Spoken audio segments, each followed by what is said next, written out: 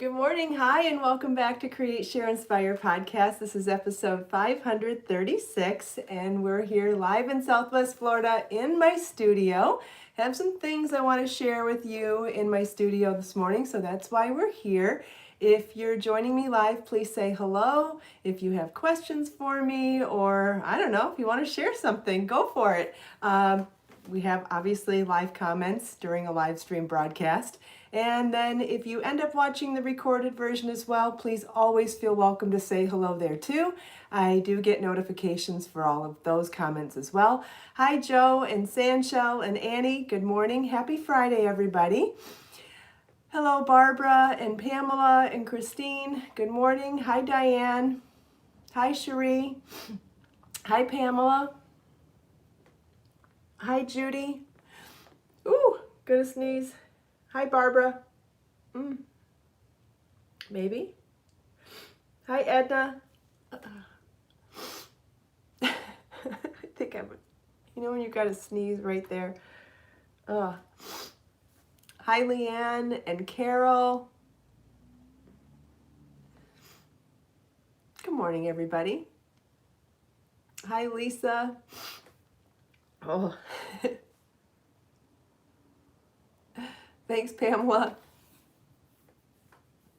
Well, welcome back to Create, Share, Inspire podcast. This is episode 536, and we're live in Southwest Florida in my studio. And I have a few things that I wanted to share with you in my studio this morning. And if you have any questions for me, by all means, feel welcome to ask them. If I can answer them live, I will. If I can't, well, we can work on it some other way. Hi, Carrie. Thanks for joining live. Happy Friday, everybody.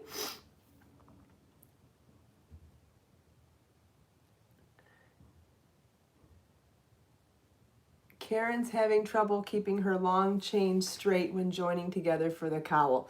Well, there are some, there are some tips and tricks for keeping a chain straight. I will tell you though, it's not as detrimental for your chain to twist in crochet as it is for your beginning of your project to twist in knitting. If you twist your cast on edge in knitting when you join in the round, it absolutely ruins your project. But in crochet, it's really not that, it's really not as important. And I'm going to show you why, and I'm assuming you mean the Minka cowl. Let me grab it. And we'll talk about ways to help your chain from twisting, but I want to show you just a couple reasons why it's not the end of the world if it twists a little bit when you're joining it in the round. First, I guess I'll need to make sure that this is the cowl you're talking about. This is the Minka cowl, which is a cowl that's long enough to be a hooded cowl if you want it to be. So you can put it up and wear it as a hood when it's super cold outside. And the bottom edge has that gorgeous fringe on it that we all love so much. But even if you're not going to wear it as a hood, just having it extra long like this gives it that volume to fold on itself and just be this super cushy and awesome cowl around your neck. And, that's due in part to the fact that it's a super soft and drapey yarn, and we did it at a gauge that's great for drape, and you get these folds of fabric that lay on themselves. It's just so pretty.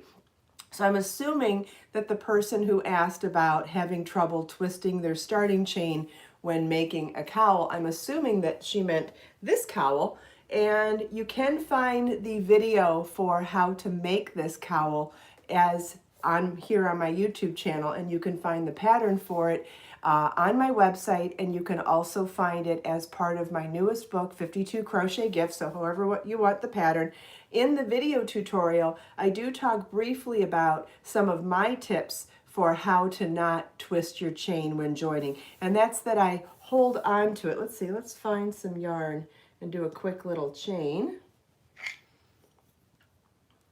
And I'll show you. But then I want to show you on the cowl that it's not that big of a deal either, especially on this pattern. So we'll do some chaining, 6, 7, 8, 9, 10. Guess it doesn't matter if I count. I just want to get it a couple of inches long so that I have a body of work to show you how I go about making sure it doesn't twist.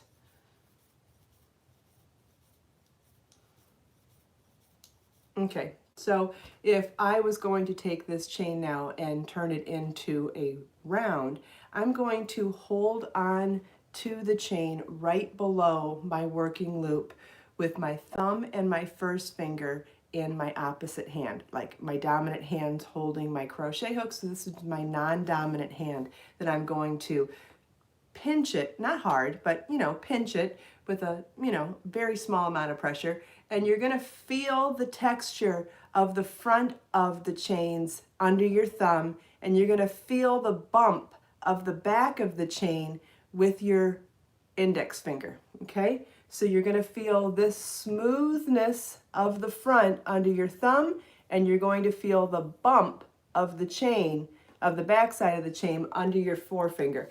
And so when you're sometimes I close my eyes when I really want to concentrate on one of my senses. I feel like when you shut off one sense, it always allows you to amplify another sense. So anyway, if I really want to concentrate to really feel those differences between the front and the back, I'll close my eyes.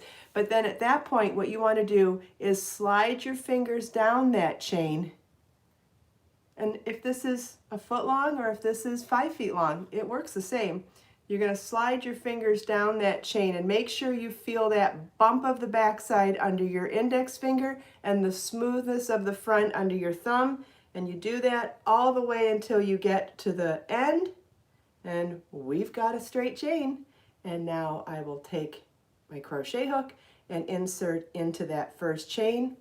And voila, we have a perfectly untwisted ring. Okay?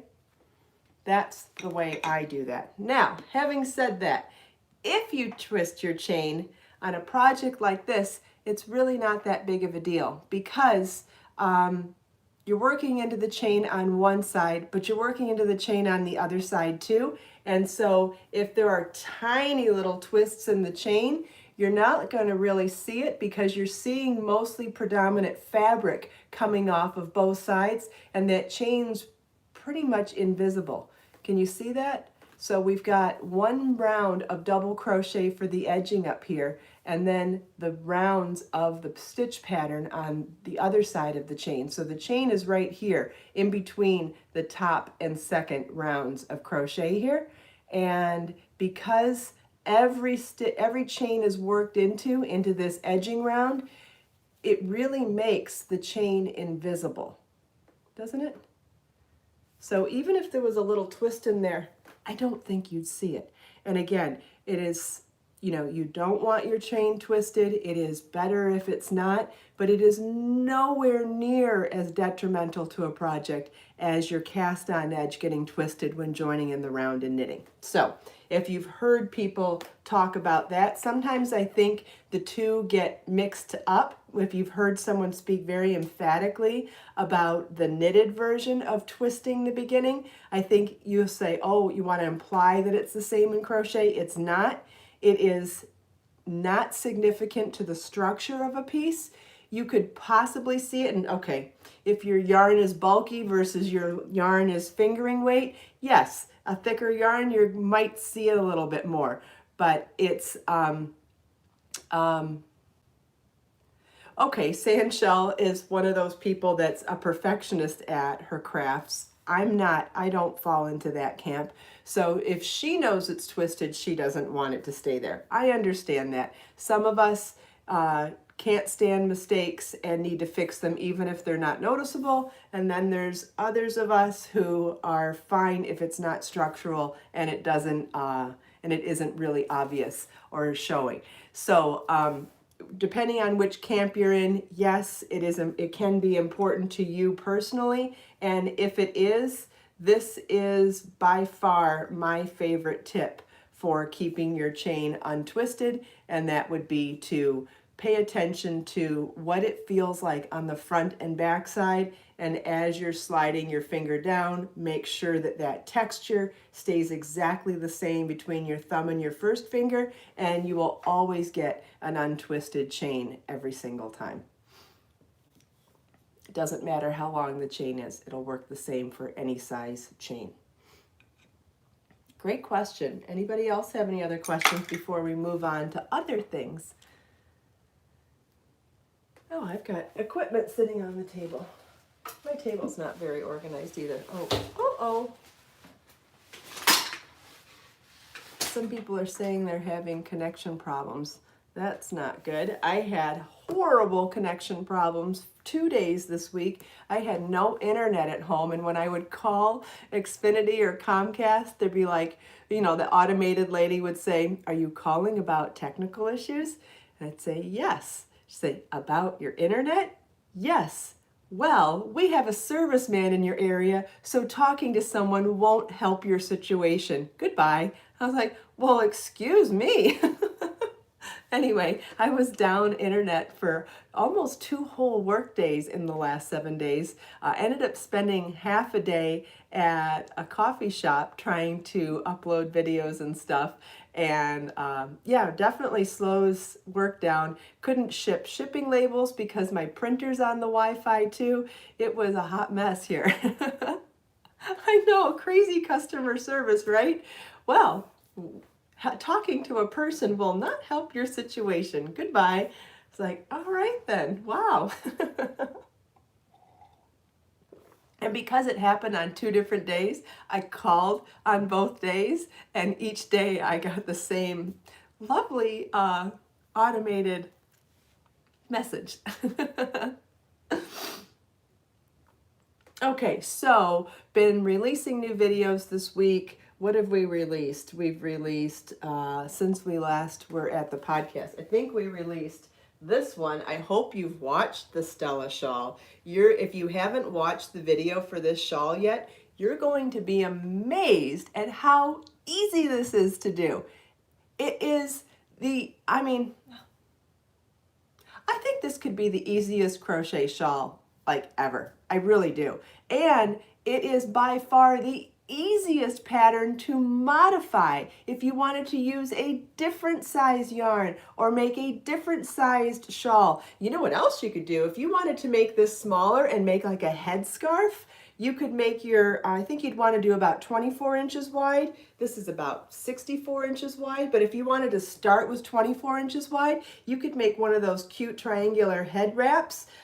If you wanted to make this a shawlette or make a shawl for a petite woman or like a smaller child, you could make your starting width different. So if you're going to modify, you would just change the width of your foundation ovals on the first row, and then the rest of the pattern is worked exactly the same as written. Doesn't matter how wide you make it. The pattern is written to work for any number of beginning foundation ovals. No multiple, no anything. So you could do it in Be So Sporty Bling like I did, which is just so fancy and gorgeous. I don't think you would ever be disappointed in a beautiful shawl like this. You could wear this for any kind of occasion, any kind of a special occasion. Wear it with a bright color, wear it with black, even on navy. How pretty would this be as an evening wrap over a navy dress like I have on? So, so pretty. And if you wanted to wear it as a scarf, you could put the point in the front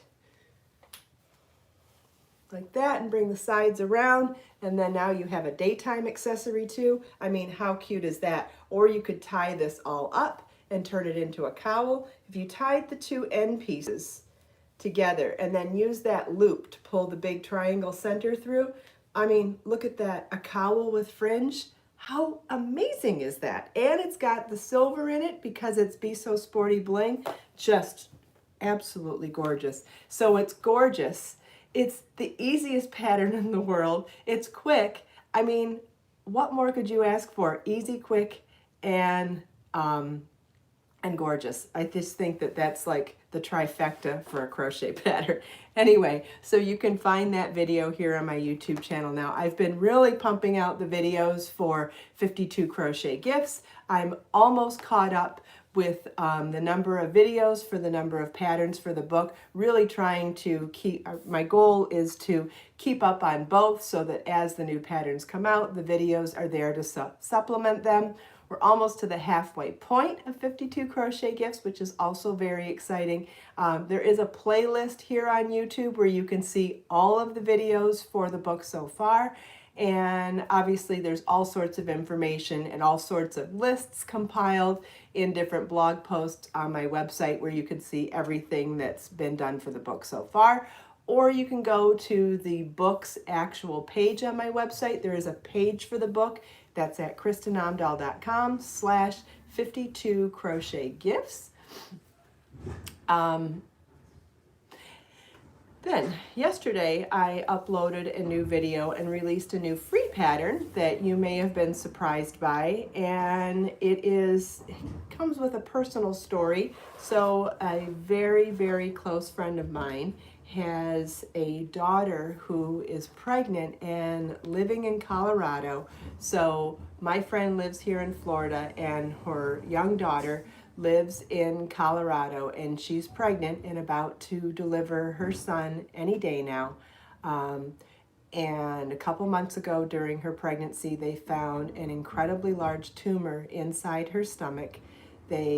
From whatever scans that they've done, they're mostly certain that it's cancer. They can't do anything about the tumor until the baby's born. It is life-threatening for them to do anything about it until the baby's born. So she has to deliver the baby. Then she has to heal a couple of weeks before they can go in and take out the tumor and then figure out how sick she actually is. So the whole thing is so sad, and my friend, because of her type of business and work commitments, she can't be out there with her daughter right now, and her daughter has 2 young children as well, and she's in a lot of pain. So it's an all-around super difficult and sad situation. And I was talking to my friend yesterday, asking her how she's doing, asking her how her daughter's doing.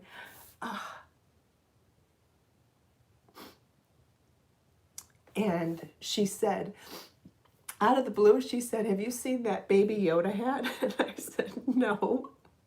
And she sent me a screenshot of it. She goes, "I would love to have this hat for the baby." And I mean, what are you gonna do, right? So I took a look at it. It was a little beanie and it had big floppy ears on it. And I was like, well, I can do that. And I realized I couldn't call it the Baby Yoda hat because that would be copyright infringement for Disney and or Star Wars or whatever. And that's fine because other than making it in green, it's a floppy bunny hat in any other way.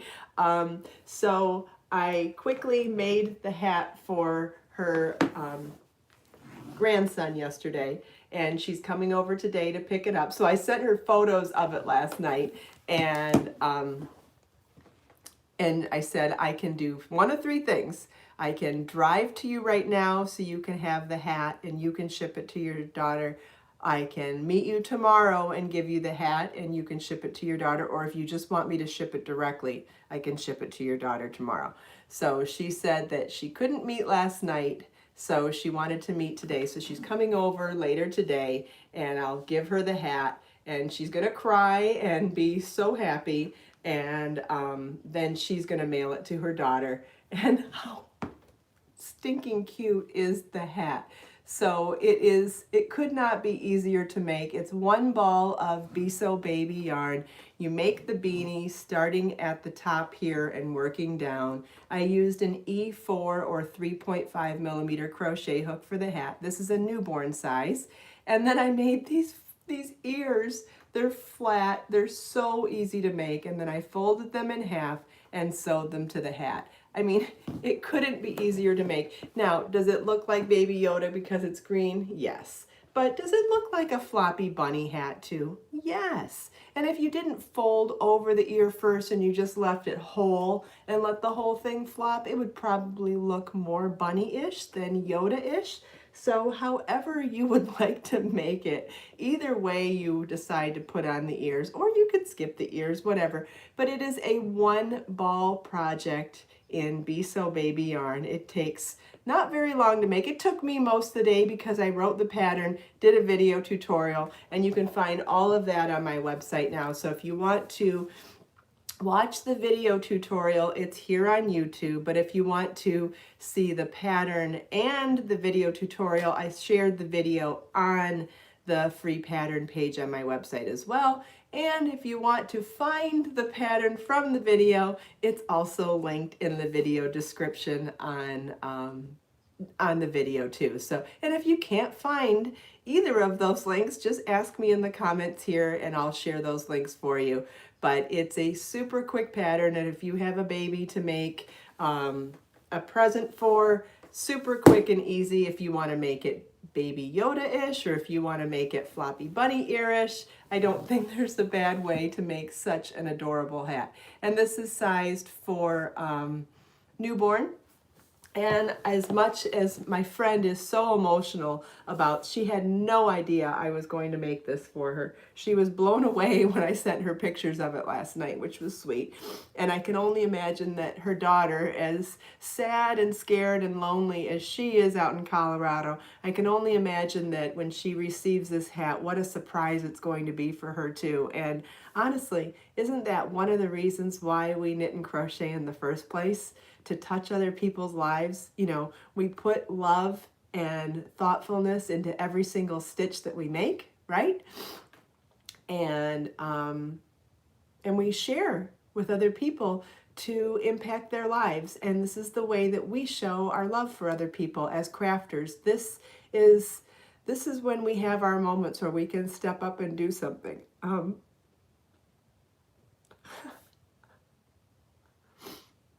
My heart breaks for both of them. Hey, Jill. Hey, you walk in on me crying. That's interesting. That's entertaining. No, not really. Yeah, but I just feel like, you know, as crafters, this is our shining moment when we can hear about a situation, know that there's something we can do with our yarn and our crochet hooks or knitting needles. I mean, when there's something that you can actually do that will make someone happy when their situation is so incredibly sad and you don't think there's anything you can do. I jumped on it yesterday, you know?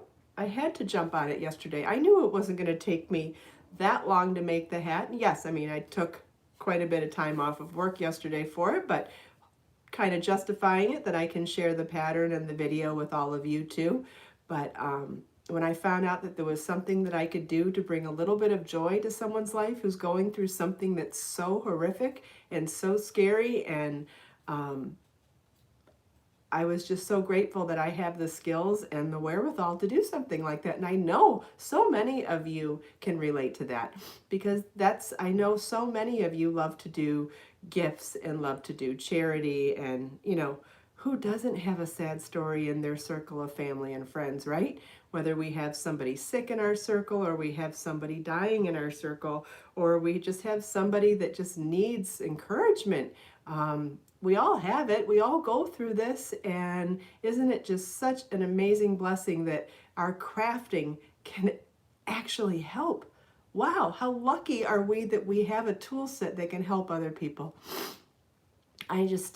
It's so powerful, and it's just, sometimes it's overwhelming and just so surprising, because that something so simple could really actually help other people. It's amazing. Yeah. Seeing lots of comments about people and the way they help other people. Yeah, whether you're helping the person that's sick or you're helping the people that are supporting the people that are sick, they all need our support and anything we can do. So making this sweet little hat yesterday was just, I was so happy that there was something I could do, because when she was telling me what was going on, I was just feeling so hopeless and frustrated that there was nothing I can do. And when she sent me a screenshot of this, I was actually at the post office dropping off shipments yesterday, and she sent the screenshot, and I was like, oh, well, I know where I'm spending the rest of my day. Speaking of which, when I pulled out the baby doll, my little model for the hat, this model had on another hat. I'm sold out of one of the colors of this hat for Biso baby yarn right now, but as soon as the second color comes back in, I'll be sharing this pattern. And I have a knit and crochet version of this pattern to share. So it's a baby hat with bunnies on it. Can you see the bunnies? They're in white. This is the knit version, and I have a crochet version too. So these patterns will be coming out, I don't know, maybe next month or so. But it's color work with a little bunny in the color work and then a 3D bunny tail.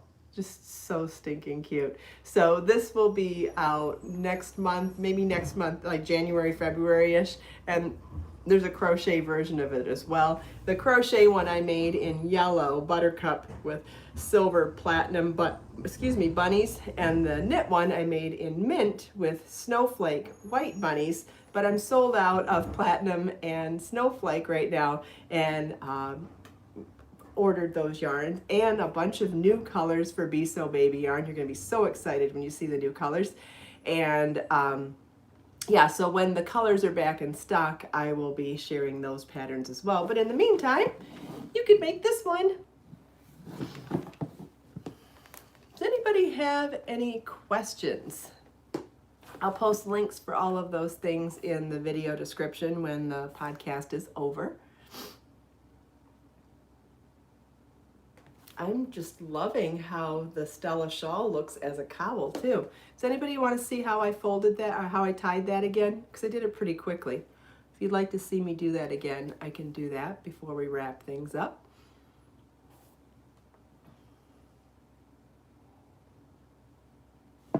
Okay, Julie says yes, I think that's a good idea too, because it really did transform this really well. Okay, so we'll start over. We've got this big, gorgeous, triangular shawl. Just a classic mesh shawl with gorgeous fringe on the bottom.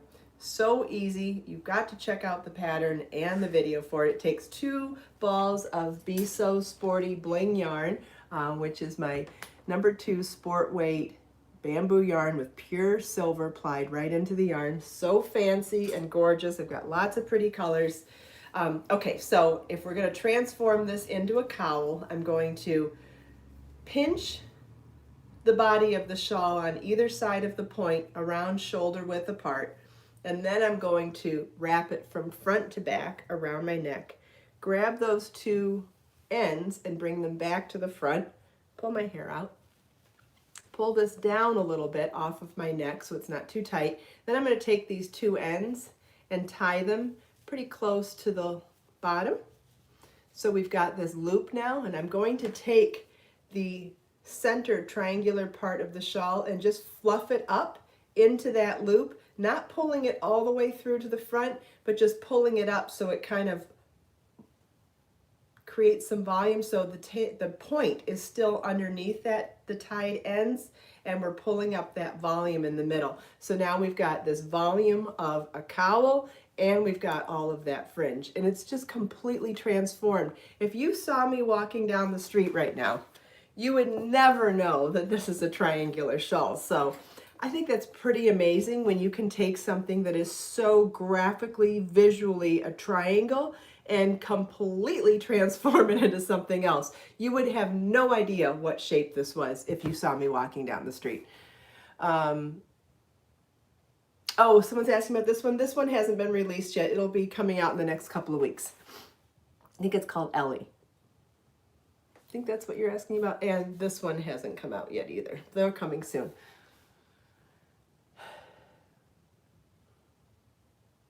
But we'll see if there's any questions now. Oh, I had something else to throw out there too. You know how we have 7 of the Create, Share, Inspire notebooks right now. So that would be the equivalent. So starting chain for Stella, an even number. No, it's a foundation oval, and there's just no repeat. It's just you can do any number of foundation ovals to begin. So you know how we have 7 Create, Share, Inspire notebooks so far. So that would be 7 months worth if you wanted all original quotes with your days of writing. Would anybody be interested in one volume that was good for an entire year? So if I did like a 365-day journal. I'm just going to throw that out there to see if anybody would prefer this as a 1-year volume. Cherie says yes, thank you. Just kind of curious if anybody would like. Oh wow, I'm seeing quite a few yeses. Okay. All right, would it be horrible if it didn't release before January 1st? I mean, could it really just start whenever you started? I think that I would still like it to just be a blank page. You know how on these I don't say the date? I really don't like making someone forced to put in the date, because sometimes we don't have time to do something every day and we don't want to beat ourselves up for it. Sometimes we may want 2 pages to write in. So I really don't want it to be specifically dated from January 1st to December 31st. But if you would like me to do it as 365 days, and then you could have those volumes to keep over the years, I think it would be just what a gift to be able to go back and read full year volumes of your thoughts and wishes and dreams and hopes and thoughts. I think that would be really cool. So I have been thinking about making an annual volume of it. So I did want to throw that out there and see what your thoughts are. And I've seen a whole bunch of yeses, so I will add that to my list of things to work on. Thank you. Thank you all very much. You know how much your feedback means to me. Yeah, and there's still amazing gifts, right? And to be able to give someone a sample to, here, try one of these, and if you like it, then here's the annual one. There's nothing wrong with these too. They're still amazing. Yeah, there'll still be quotes in there, Cherie. I don't think I'll be a quote per page, because if it's 365 days in the year, that would make the book over 700 pages. That might not work. So it might be a quote for every 3 pages. So like for every 4 pages, there's 1 quote, or maybe every 3 pages. I'll have to figure out what the costs are for a really thick book like that. But I won't be making a 700-page book. So it won't be a quote for every day, but it might be a quote for every couple of days. So there'll still be hundreds of quotes in there. There just won't be 365 quotes. I don't think it would make sense. Unless I did a quote for the week. Yeah, I'll do more than a quote for the week, because I'll do more than 52 quotes in there. But maybe every couple of days there'll be a quote. Yeah, if I did half pages, then there's less to write in, though, Cherie. That's the other thing that I thought of. Thanks. I think I couldn't see if that was Martina. She said she loves how this looks. Me too. I can't believe that this is a triangular shawl. What a transformation. I think the first time I did it, it was even more. Here, let's see if we can fluff that. Yeah, so Cherie, I'm still trying to figure that out, but I might even make it a bigger book. I could make it more the size of the craft books, but I still want plenty of room to write in, so I don't think that I will cut the page in half for quoting. But maybe if we did a picture where you could doodle and a quote and do that every 2 or 3 days, I think that might look really nice in the book. So that's what I'm trying to figure out, but I am working on a full year creative writing or gratitude writing journal book. I think it's going to be amazing. And it would just be nice to have one, have one big one. Yep, I'll figure it out, Thea. I will. If I want it, I'll figure it out, right? If I'm not ready for it, I'll put it on the back burner. It's been on the back burner for a while, but I feel like I'm close enough. My wheels are starting to spin, so I felt like it was a good time to mention it to you guys to see if it was worth putting it on my front plate. Well, thanks everybody. Now, who would like to pick a quote? Let's see. Somebody pick a number between 1 and 7, and I will pick a quote to share with you this morning. Cherie says 4. Here's our 4th issue. This is by Hildegard of Bingen. Look all around. Wherever you see dirt, wash it away and make green whatever is dry. Wow, this is deep, guys.